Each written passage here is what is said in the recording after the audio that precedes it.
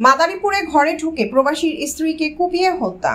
অপি মুন্সি, মাদারীপুর জেলা প্রতিনিধি।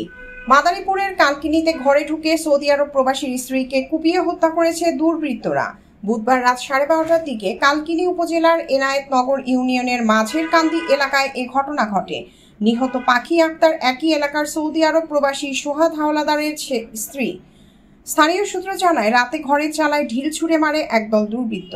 এই সময় চিৎকার করে ওই গৃহবধূ।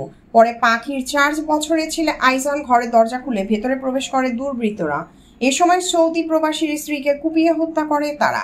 কৌশলে ঘর থেকে বেরিয়ে পাখির ছেলে আইজান পাশের বাড়ির লোকজনকে ডেকে আনে। পাড়া প্রতিবেশী এসে হত্যাকাণ্ড দেখে খবর দেয় থানা পুলিশকে। পরে পুলিশ নিহতের লাশ উদ্ধার করে ময়নাতদন্তের জন্য মাদারীপুর 250 শয্যা জেলা হাসপাতালের মর্গে প্রেরণ করে। এই ঘটনার বিচার দাবি করেছেন স্বজন ও এলাকাবাসী। মাদারীপুরের কালকিনি থানার ভারপ্রাপ্ত কর্মকর্তা KM সোহেল রানা জানান, হত্যাকাণ্ডের ঘটনায় জড়িতদের ধরতে এরই মধ্যে মাঠে কাজ শুরু করেছে পুলিশ। নিহতের লাশ ময়নাতদন্তের জন্য হাসপাতালের মর্গে প্রেরণ করা হয়েছে।